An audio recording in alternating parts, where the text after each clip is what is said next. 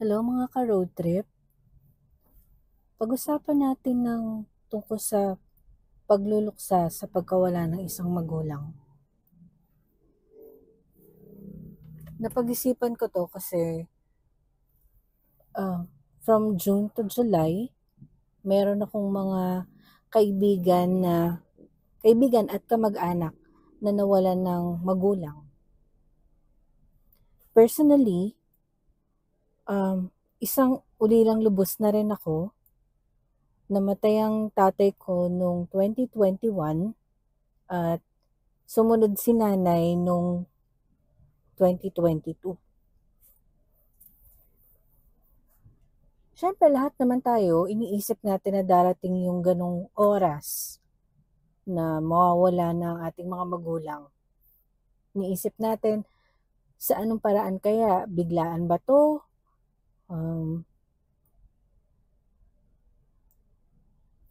Malaki na kaya tayo kapag nangyari yan? Siyempre lahat tayo gusto natin as much as possible na malalaki na tayo. Yung independent na tayo kapag nangyari yon. Sa ganong aspeto, masasabi ko naman na swerte na rin ako dahil matanda na rin naman ako nung nangyari yun, may trabaho na ako. Masasabi kong independent na rin ako. Pero syempre, wala tayo, iniisip natin na kaya ba natin? I mean, kahit na malalaki na tayo, kaya na ba natin na mawala sila? Syempre hindi, di ba? Naalala ko nung college ako, pangatlong beses sa buong buhay na namin na lumipat kami sa isang bagong tirahan. Hindi siya totally bagong tirahan dahil yung bahay na yon ay sa magulang ng nanay ko. Pero pangatlong lipat na namin kasi ng bahay. So lumipat ulit kami. At dahil inanay na kasi yung larger part ng bahay, ang natira lang ay isang kwarto, maliit na sala, and yung kitchen. So, dun magsa-start ulit ang parents ko. Hindi ako talaga nakaplano na tumira kasama sila kasi nag-aaral ako nung time na yun sa Cabanatuan. So, kasya naman sila doon, tatlo. Pero dahil nga umuwi rin ako doon eventually, nung 4th year ko, so nasa isang kwarto kaming apat. Sa isang kama yung parents ko, sa isang kama naman yung kami ng kapatid ko. And medyo nakakatawa lang kasi malalaki na kami noon. Ang kapatid ko ay high school na, ako postgraduate na. Doon ko naisip nung syempre pag matutulog na for the first time nasa isang room kasi kami, na maliit, sama-sama kayo, naisip ko, gaano kaya katagal na ganito yung sitwasyon namin na magkakasama kami. So, yeah, doon ko naramdaman na kahit maliit yung bahay namin, masaya kasi magkakasama kami. Naiisip ko na, paano pag nawala na si nanay? Paano pag nawala na si tatay? Parang ang hirap kasi alam mo na hindi na ganun kasaya yung pamilya pag may isa nang nawala. So, naiisip ko na rin yun. Pero yun nga, hindi natin kasi alam anong age sila mawawala.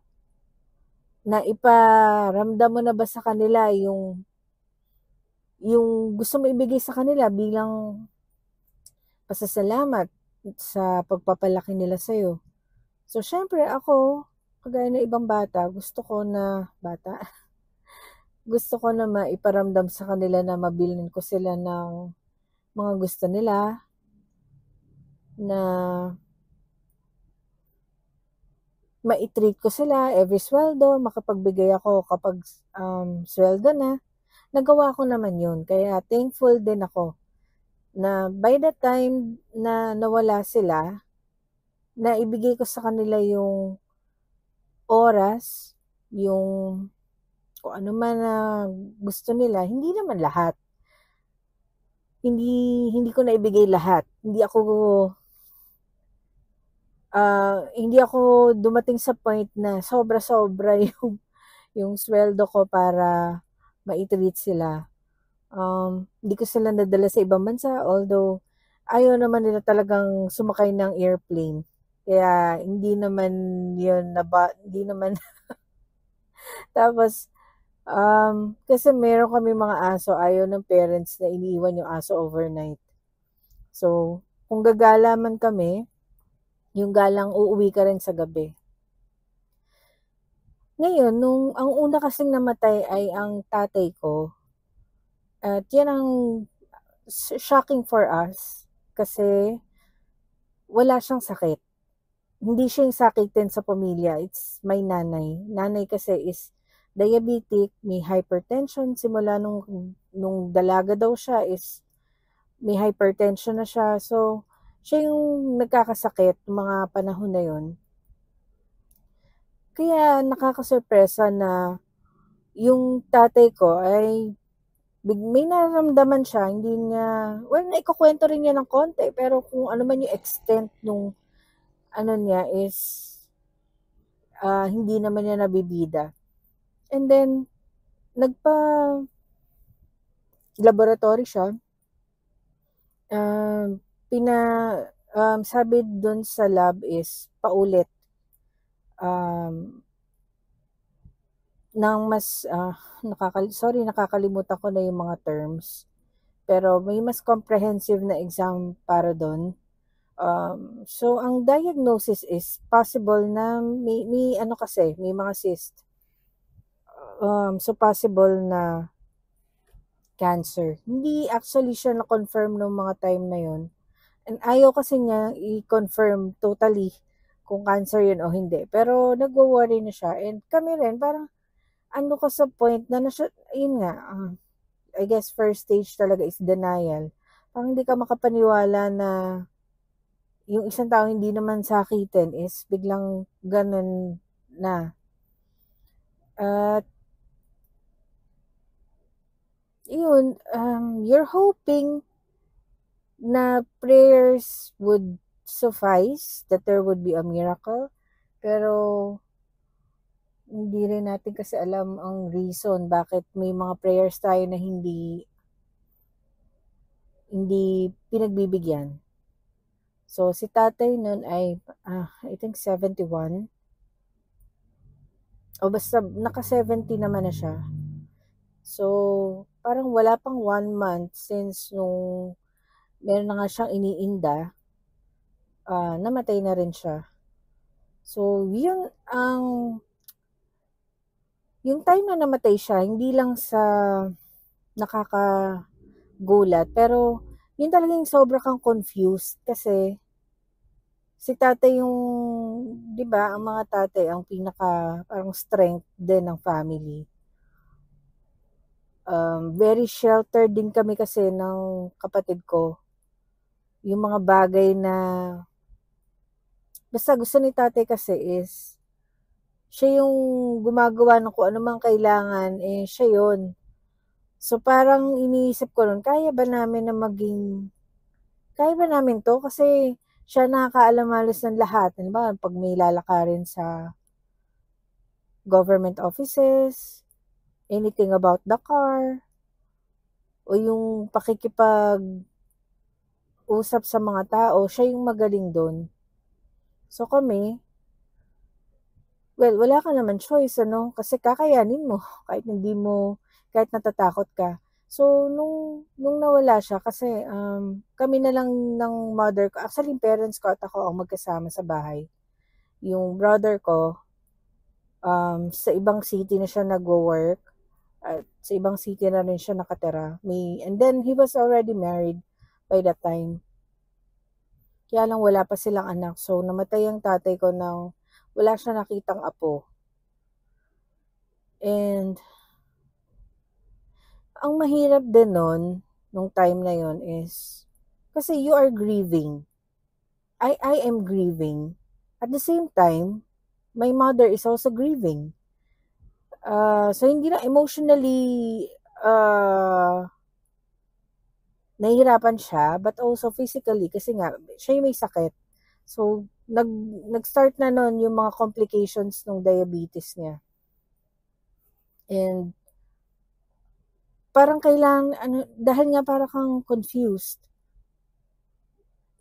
ang inisip ko lang is focus on one thing, focus on taking care of nanay. So, wala nang ibang magdadala sa kanya sa ospital, mag-aasikaso sa mga gamot niya, kundi ikaw. So, dun ka lang mag-focus. Kasi parang kang nawalan ng gana. Well, ako, hindi lang sa confused, pero parang nawalan ako ng gana sa ibang bagay din. Or, parang kang hindi makafocus sa work. And I have to go back to work. I guess that's the hardest part of losing a loved one, yung bang hindi ka okay and yet you need to go back at some point to work. Siguro mabibigyan ka ng 7 days na leave, pero eventually, kung 7 days man yan or longer, you have to go back to work and function. So, yun ang pinakamahirap doon. Hindi ka lang babalik sa work, you have more responsibilities pa. Dahil, yun nga, 2 lang kami ni nanay sa bahay. So, iniisip ko lang nun, I have to be strong for nanay because I have to take care of her. Ang sinasabi rin doon ng mga tita ko is, kay nanay naman, kasi, yung parents ko kasi is, well, hindi siya ganun ka-unique. I guess a lot of parents din naman sa age nila, they married early. So, yung nanay ko and tatay ko, they married before they were in their 20s. And actually, mabot sila ng 50 years, more than 50 years, siguro 51 or 52 years of marriage. And that is it means they spent a longer time together than with their family, 'di ba? So, yung mga tita-tita ko, sinasabi is, kailangan maging strong si nanay, kay nanay. Kasi, yan, may anak ka pa dyan, may kasama ka pa. Ganyan. So, para sa kanila, si nanay yung baka bumigay, pero sa sarili ko, ako rin naman, kailangan ko rin tatagan para kay nanay. So, ganun lang yung focus ko, na kailangan ko siyang alagaan, kailangan ko siyang damayan. Pero, yun nga ang mahirap dun eh. Kasi ako rin, may feelings din ako. And, for a small part is, kinalimutan, yung nineglect ko yung kung ano man yung needs ko. Dahil, hindi pwede magsabay yung grief naming dalawa. So, ever since namatay si tatay, doon ako natulog sa room nila.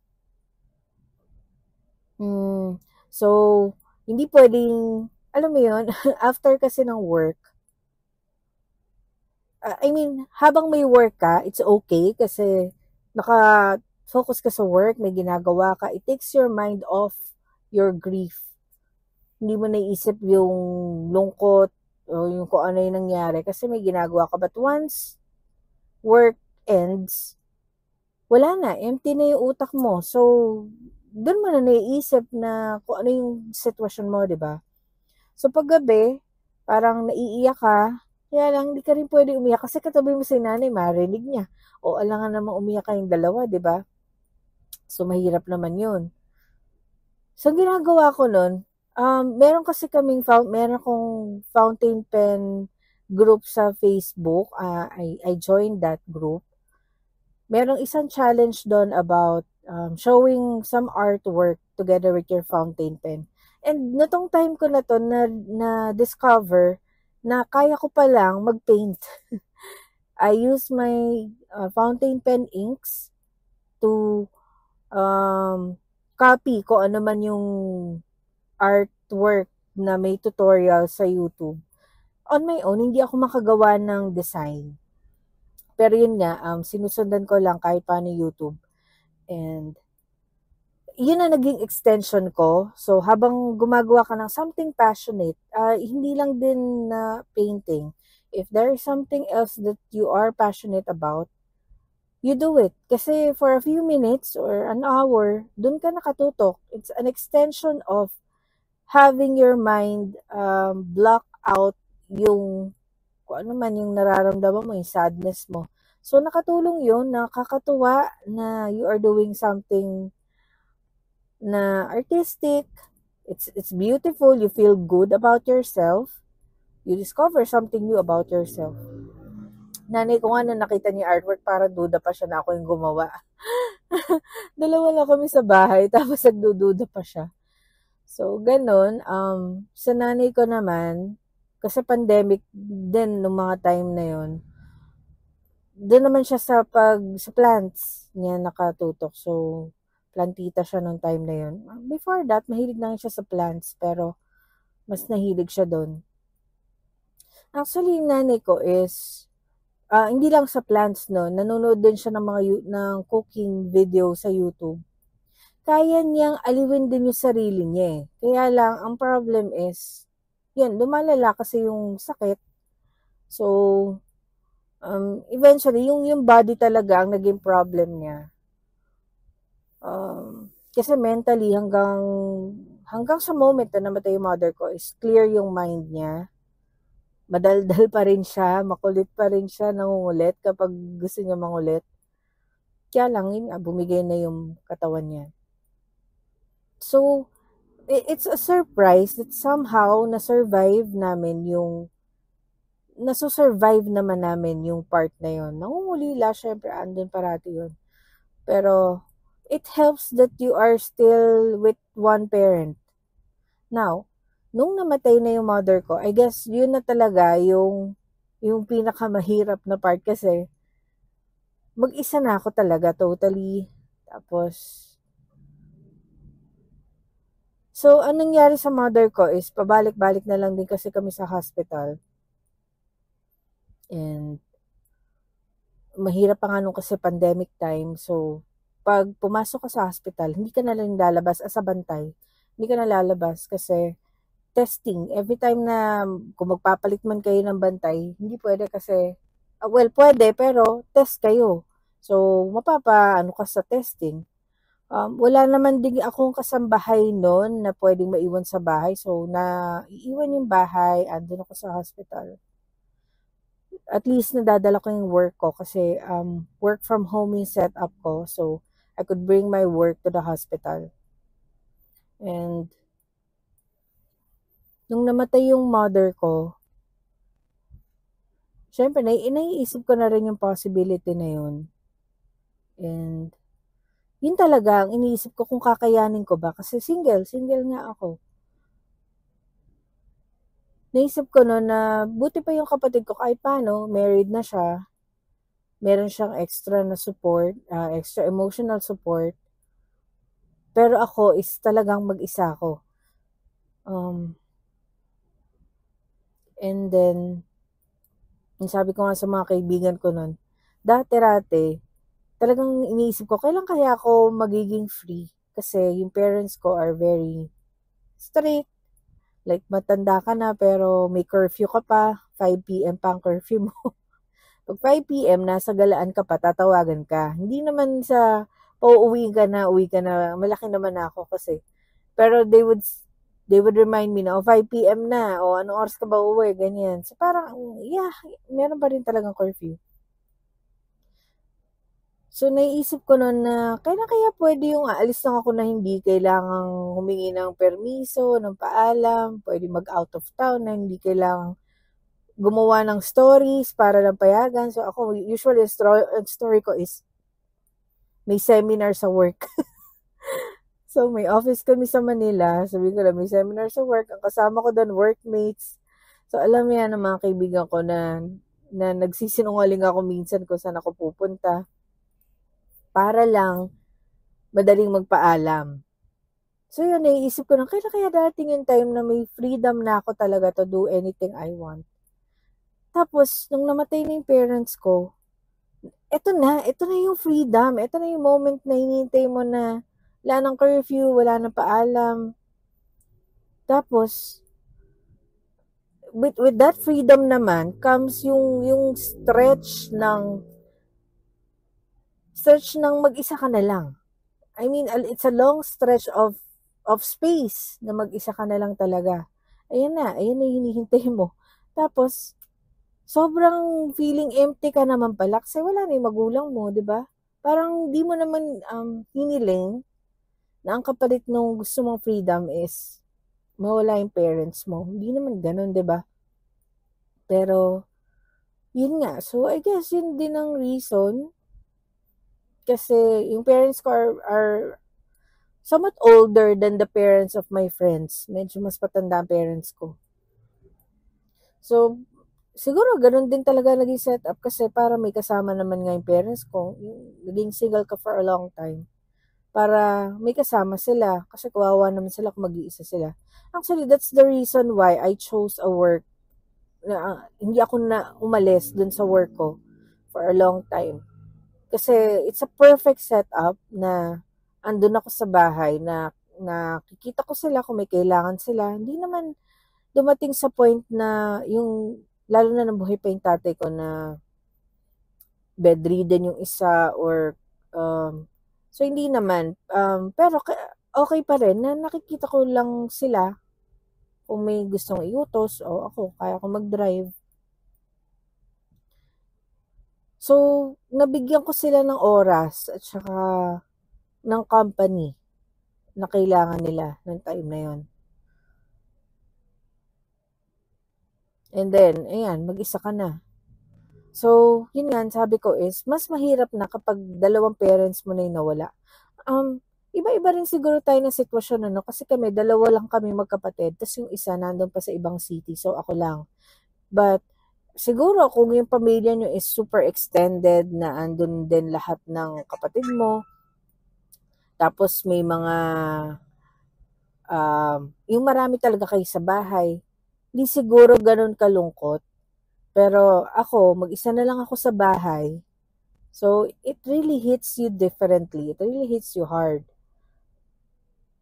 Noon ako nag-start na pag day off ko, kailangan umalis ako ng bahay. Kasi I can't face an empty house na mas super empty. May mga aso naman ako. Tsaka, nung time na yun, may kasambahay na kasi kami. Hindi naman siya super empty. But there's still that empty feeling, di ba? So that's when I started going out and going for long drives. Sabi ko, ayan, free naman na ako. Bawal kasi ako nung buhay pa yung parents. Ayaw ng tatay ko na magdadrive ako outside Nueva Ecija. So, it's more of, para lang din safety. Sabi niya, paano kung masiraan ka na malayo na hindi kita mapuntahan? Sinong pre-rescue sa'yo o tutulong sa'yo? So, it does make sense. But at the same time, hindi ako trained na mag-drive outside ng, sa expressway. So, yun yung mga naging first ko. Una, nagpunta ako ng Bulacan. Yun yung pinakamalapit. Bulacan, then Pampanga. Eventually, nag-drive ako sa NLEX. Kakatakot. Pero kinaya. Nakarating na ako ng Ilocos Sur, Tarlac. Nakarating din kami ng Daet. Pero kasama ko yung brother ko nun. So, sa mga solo trips, yun, napuntahan ko, Manawa, ganyan. Yung Bicol, yun nga, yung dalawa kami ng kapatid ko. So, medyo hindi nakakatakot kahit paano. Kung pagod na yung isa, pwedeng rumelyebo na yung isa. So, bakit ako nagde-drive? Kasi, ito, driving lang to, no? Pero, yeah, meron ding times na nagda-drive ako, pero may pinupuntahan ako na kaibigan. Mga friends na matagal ko na hindi nakikita since ang day.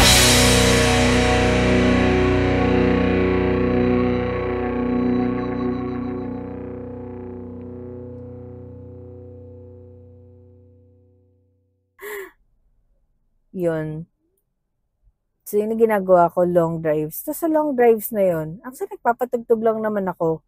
Hindi ko iniisip yung, kaya lang, naiisip mo rin eh, like, merong lyrics na mga kanta na, may matitrigger sa'yo, may maaalala ka, and then maiiyak ka na lang. So, yung mga first months, talaga namang naiiyak ako habang nagda-drive. As in, ang drama talaga. Meron pa time nun kasi ginagawa yung kalsada sa Bulacan. So, traffic. So, nakahinto ako. Sa kikinig ka ng radio. Tapos, yun nga, naiyak na ako. And nakita ko yung car dun sa kabilang side na nakatingin siya sa akin. Parang iniisip niya, ba't kaya umiiyak yun? Kaya mahagulgul yun. And yun nga, naiisip mo na kasi mga bagay-bagay na ganun. Mahirap nang nakikinig ka sa music kasi yun nga, any word or phrase nakaka-trigger siya ng memories. Kaya ang bati ko nga rin pala is mga ka-road trip kasi yun ang day off ko. Yun ang ginagawa ko. Now, naka 2 years na rin naman since my mom died. And hindi na ganun ka tindi yung need na umalis ng bahay. Eventually, na-enjoy ko na rin naman magstay sa bahay and do regular stuff. Meron ako nababasa dati na, syempre sa Facebook, may mga relatives ka, friends na namatayan din, and nakikita ko sa post nila na hirap sila na i-process. Minsan, 1 year na since that thing happened to them and hirap pa rin sila. And sabi ko nga is, iba-iba kasi tayo ng sitwasyon. Sa sitwasyon ko kasi is, matagal kong nakasama yung parents ko since hindi kami actually nagkahiwa-hiwalay. Ang parents ko never work abroad. And in fact, they don't work outside the house. Nung bata ako, meron kaming tindahan. So, kung may kailangan ako itanong or assignment na kailangan akong tulungan, bababa lang naman ako sa tindahan.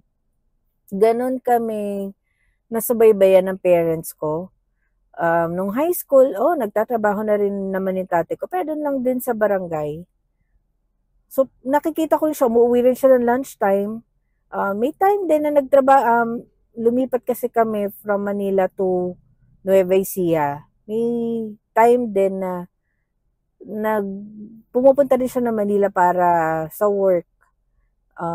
Minsan 1 linggo, tapos babalik din siya. Pero hindi siya long time na nawawalan siya ng guidance sa amin. Na physical na nandun siya. Kaya, and then, nung after college, siguro nawala lang ako ng bahay. Nawala ako twice nung nagre-review ako. Yun lang, hindi rin kasi ako nag-aral naman sa Manila nung college. So talaga magkakasama kami. At kung ano mang, lahat na ng pangaral, lahat na ng paalala na ibigay na sa akin ng parents ko, wala kaming back subject to speak of. Kaya siguro, masasabi ko na wala na silang unfinished business or any message na kailangan pa nila sabihin nung namatay sila. Nakakagulat. And sabi nga ng tatay ko na may mga nights na nagwo-worry si nanay, nahihirapan si nanay matulog daw, nagwo-worry siya. Lalo na nung mga nagkakasakit na time. Sabi daw ni nanay, paano na kaya itong anak natin na wala pang asawa? Paano yan kapag nawala na tayo? So yung may mga ganong worries. Pero nung namatay sila is wala naman hindi ako na naginip, wala akong paramdam na parang may gusto pa silang sabihin. Ang tahimik eh. Yung father ko rin, wala rin masyadong, may konting paramdam, like kumikisap-kisap yung rechargeable na lamp namin. Ganun lang, pero sa panaginip, siguro once or twice ko lang sila na pag naginipan na itong mga huling taon, halos wala eh. So inisip ko, wala nang kailangan pa sabihin, nasabi na, ganun ang feeling. And ako rin naman, ganun din, na masaya rin ako kasi magkasama na sila, hindi sila matagal na nagkahiwalay. Na sabi nga nila ayaw nila yung mamamatay ka na sobrang hirap. Yung sa father ko kasi mabilis.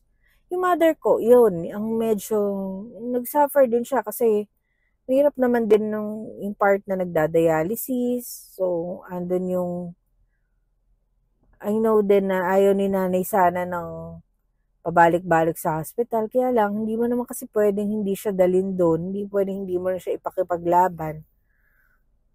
So, yun lang. Siguro ang mahirap is, kung meron kayo estrangement ng parent mo, kung meron kayong disagreement before namatay, yun yung medyo mahirap mo minsan i-take. Kung paano, parang feeling mo is, dapat meron ka pang ginawa or sinabi.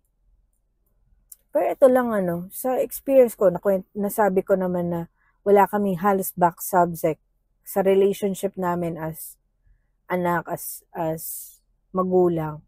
Pero nung namatay yung mother ko, may guilt pa rin na kasi kahit work from home ako, pag may work, doon ka naman nakafocus din sa work. Hindi naman yung tipong makakagawa ka rin ng ibang bagay like ng mga chores, ng makipagkwentuhan ng matagal kasi may work So yung 8 to 5, doon ka rin nakafocus sa work.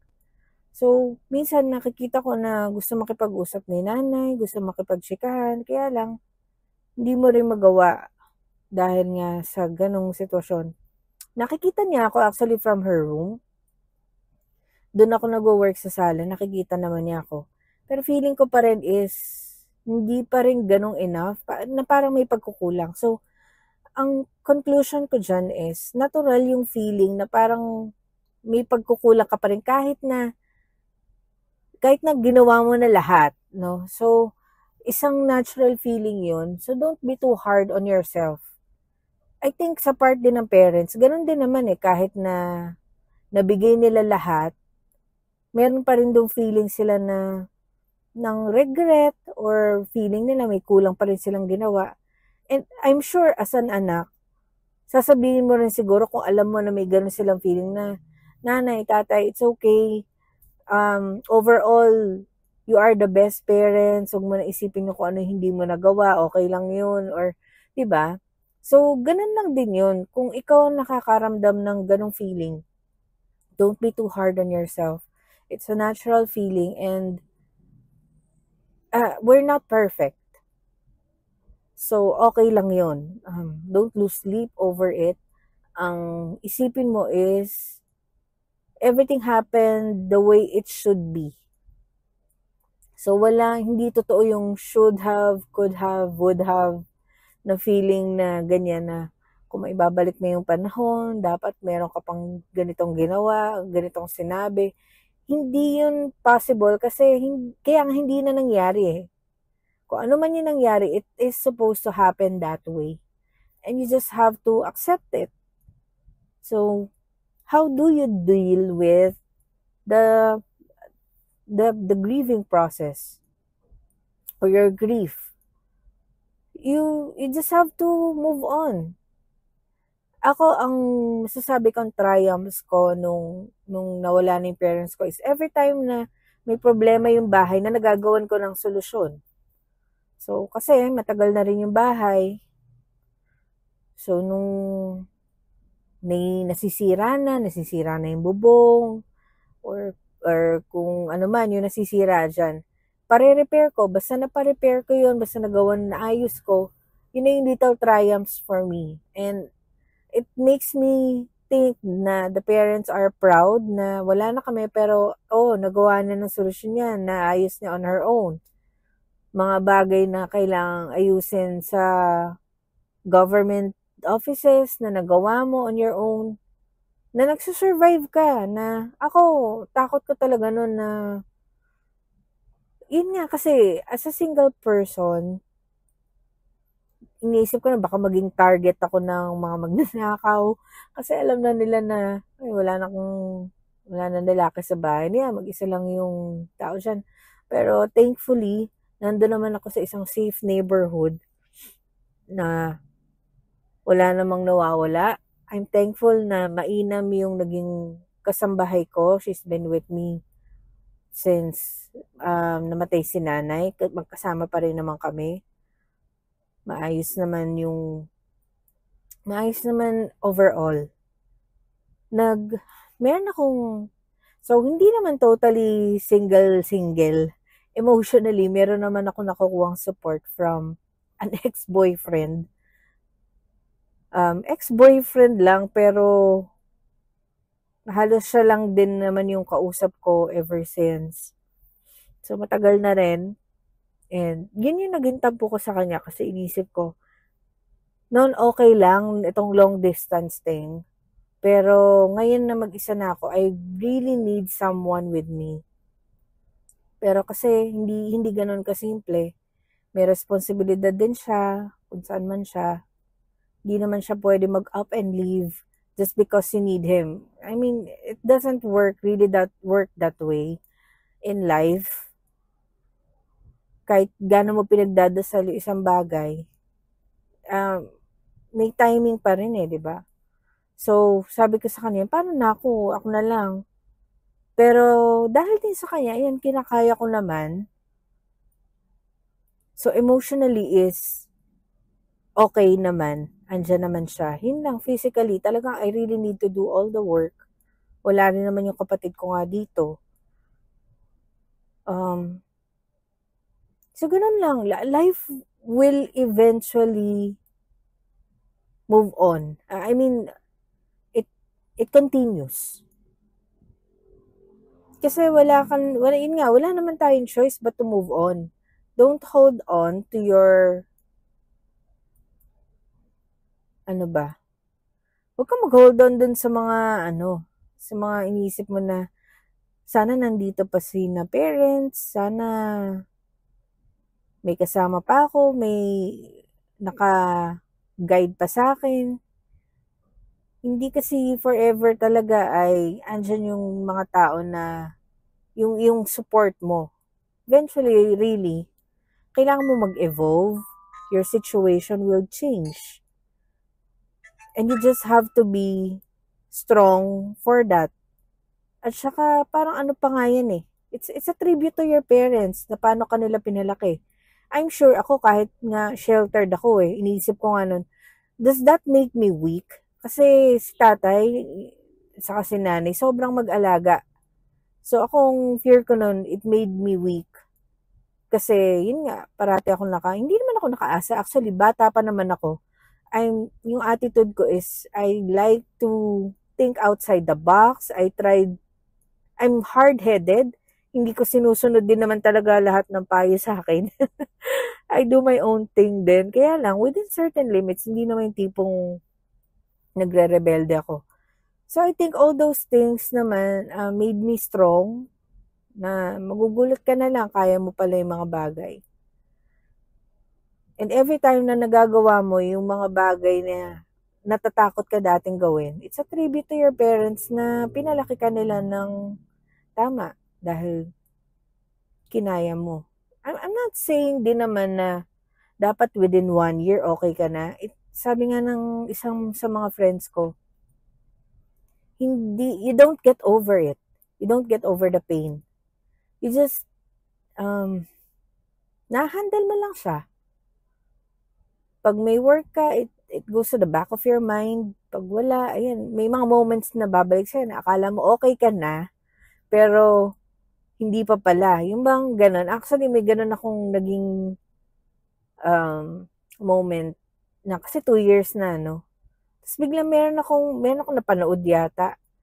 And bigla ko na lang naiyak. So, ayun, andun lang pala siya sa back of your mind, but it's there. It doesn't go away. Ang isang mai-share ko, kasi yun nga, nung namatayan ng parent yung kaibigan ko, kamag-anak ko, I tried my best to visit the wake or attend the wake. Kasi yun yung na-realize ko nung namatayan ako ng parents. Iba pala yung presence ng ibang tao dun sa moment na yun na talagang, kasi nga, sabi ko nga, you would feel at a loss. Hindi ka man yung tipong humahagulgol kasi eventually naman mauubos din naman yung luwam or hindi, I mean nakakapagod din naman umiyak ng the whole time na andun yung wake. Talagang may moments na natatawa ka rin. Syempre pagkausap mo yung mga kaibigan mo and meron kayo pinag-uusapan, natatawa ka rin naman, nakakalimutan mo rin naman na yung sitwasyon mo. Pero still, andun yung grief, andun pa rin yung disbelief that you are now in this situation. Iba yung andun yung mga tao in person rather than just magko-condolences ka on Facebook. Not saying that it's bad. It's just that iba pala ang impact ng presence. So, especially nung time na inilibing na yung parents ko, ang katabi ko nun, ang kasama ko nun din, yung mga best friends ko, and super na-appreciate ko na kahit may work sila, kahit may mga responsibilidad sila, is nandun sila. So, naging ko yun, natanim sa akin na hanggat kaya kong pumunta, pupuntahan ko. In fact nga, hindi ko binasa nun yung, hindi naman sa hindi ko binasa lahat kasi syempre diba at a certain point yung comment sa Facebook is, kailangan mo pang i-click yung view more comments. So, hindi ko na nakiklik yung kung ano lang nakita ko doon. Kasi, nalulungkot akong basahin yung mga nagko-condolences. So, every time na nakikita ko yun, parang it makes the fact of the loss of your parent nagiging nagdidiin, parang dinidiin pa nila na wala na nga yung parent mo, kaya nagko-condolences. So, hindi ko binasa talaga. Kaya, until now, hindi ko alam kung sino lahat ng nagsabi ng condolences ng time na yun. Ayokong balikan. Alam mo, nung mga time nga lalo na namatay na si nanay kasi sabi ko nga, nung namatay si tatay is, hindi ako masyadong, pinipilit ko wag mag-dwell sa grief kasi you have to be strong for your other parent. Pero nung namatay na si nanay, yun talaga yung isip ko na ang hirap ding i-deal yung grief. Iniisip ko kung dapat ba na meron tayong like, alam niyo yung Alcoholic Anonymous, meron kayong group meeting ng mga lahat ng nasa ganung sitwasyon, and then you're talking about yung nararamdaman natin para ma-process natin, may katulong ka na nagpa-process nung nararamdaman mo. But at the same time, ako siguro yung tipong tao na parang ayokong pag-usapan din, baka bumulat-lat yung emotions na baka hindi ko kayanin i-handle yung emotions. So, hindi ko rin talaga siya gustong pag-usapan in depth. But at the same time, kailangan ko siya i-process. So, ang hirap kasi iniisip ko, I might need to talk to someone, but at the same time, I don't wanna talk about it. Parang hindi ko rin kayang pag-usapan. So, it's more of that. Meron din naman akong kaibigan na nung namatay yung mother niya, magkasama kami nun sa work. Ngayon ko naiisip na kung gaano kahirap yung sitwasyon niya na parang ganun din, after a week, bumalik siya sa work and you have to be okay.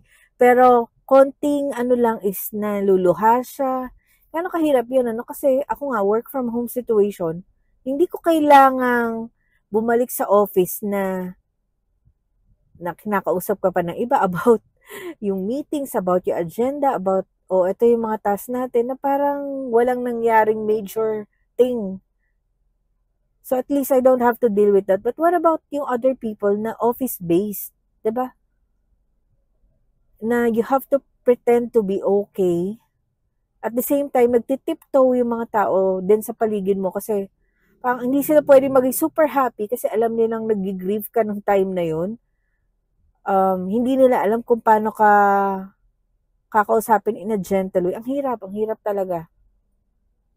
Nang gano'n na, na-imagine ko lang. So, yeah, it's been 2 years. And actually, ngayon ko lang to na-open up yung ganito. Nag-usap na kami ng brother ko about ito, nagre-reminisce na rin kami noon. Pero, kasi kapatid ko siya, I don't have to explain a whole lot of things. nagkakaintindihan kami dahil magulang naman namin yun. Pero, to really open up about the thing to other people, parang, ito okay lang kasi ako lang nagsasalita. Siguro kung meron akong kausap dito na who's also telling her about her situation, ganito siya, ganito, ay baka na umiiyak-iyak na ako dito at kung ano-ano na naisip ko. Pero, I hope na meron kayong napulot. There's no one way of dealing with pain, and dun sa mga tao na, yun nga, sabi ko na mas it hit them harder than siguro sa akin. Ang masasabi ko nga lang is, well, find something to take your mind off the grief. Hindi naman sa tipong kakalimutan, pero there are ways to deal with it. So sabi ko nga, I do long drives. Kaya rin nakabuti sa akin yun kasi not only does it take my mind off yung loneliness, but at the same time kasi, it's an adventure for me. So dito ko na ine-explore yung freedom ko. Face ko yung fears ko, especially mag-drive ka ba naman sa highway sa NLEX? Kakatakot kaya. So parang meron kang konting adventure sa buhay. Meron kang ginagawang something new.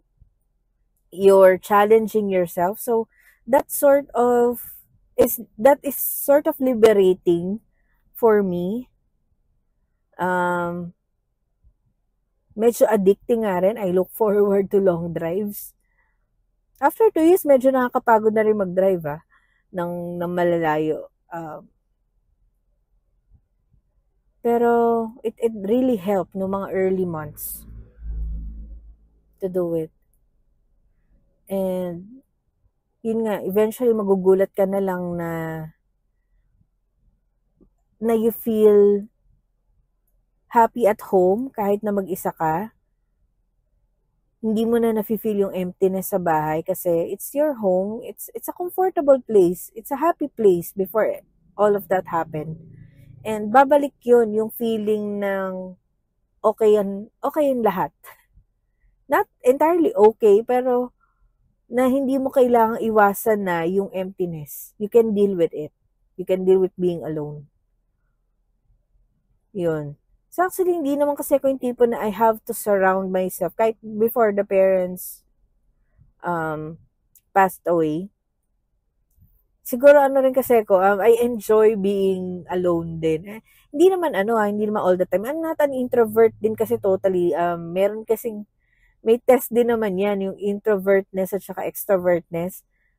Medyo nandun lang din naman ako sa gitna. So I enjoy both. I enjoy being with friends. I enjoy moments alone.